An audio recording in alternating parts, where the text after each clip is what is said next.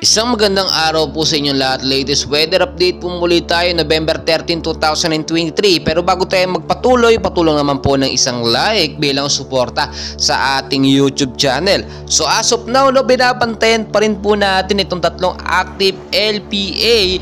Pero ito po yung sinasabi natin ngayon. Ito pong nasa unahan o bandang silangang Mindanao ay patuloy na nga pong lumakas. Pumalo na po ito as of now, no?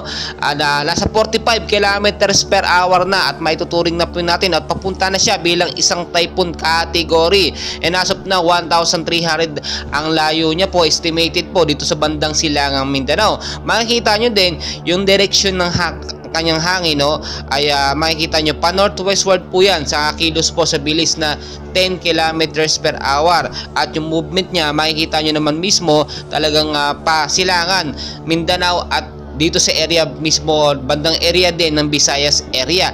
So makikita nyo, hindi lamang itong active LPA na ito, meron din dalawa sa likod niya ang binabantayan natin na posible nang maging isang ganap na bagyo at under observation din within 24 to 48 hours. Tulad nga po ng sinasabi ko, no, lagi po tayong maging handa. Tulad na lamang po nito, pumalo na from 30, ngayon ay naging 45 kilometers per hour na itong active LPA. Itong active LPA po na ito, kapag naging isang ganap na bagyo, itatawagin pong bagyong kabayan sa Pilipinas. Makikita nyo naman may movement niya siya, no, at inoobserbahan pa rin natin within 24 to 48 hours. Posible po itong lumakas from 45 to 65 kilometers per hour, which is may kakategory na po natin bilang isang bagyo. As of now, apektado po tayo ng kanyang extension, no, nung itong active LPA nito or bagyo na ito dito po sa bandang silangang Mindanao kasama ng Visayas area at sa Luzon.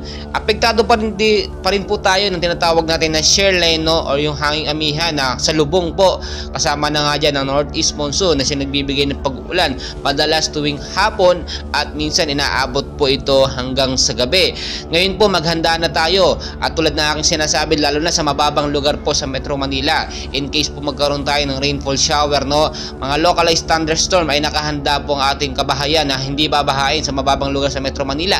Linisin na mga lugar, no, mga kanal, mga estero na laging maraming barang basura para makadaloy na maayos ang katubigan. Mag-ingat din po, no, lalo na yung nasa landslide prone area sa matataas po na lugar sa Luzon, Visayas at Mindanao, in case magkaroon ng mga rainfall shower at maging cause, no, yung patuloy na pag-uulan, magiging cause siya ng paglambot ng lupa, siyang nagiging cause naman ng pag-landslide. So maging ready po tayo, patuloy ko po kayong i-update. So bantayan po nating mabuti itong active LPA na posibleng maging isang bagyong kabayan within 24 to 48 hours at patuloy natin babantayan yan. So patuloy kong kayong i-update, and please, ako po yung nakikiusap sa inyo, huwag niyo pong kakalimutan mag-like and subscribe naman bilang suporta po sa ating YouTube channel at pakishare na rin sa ating loved ones, no, ang ating binabantayan na weather condition ngayon. Maraming salamat po.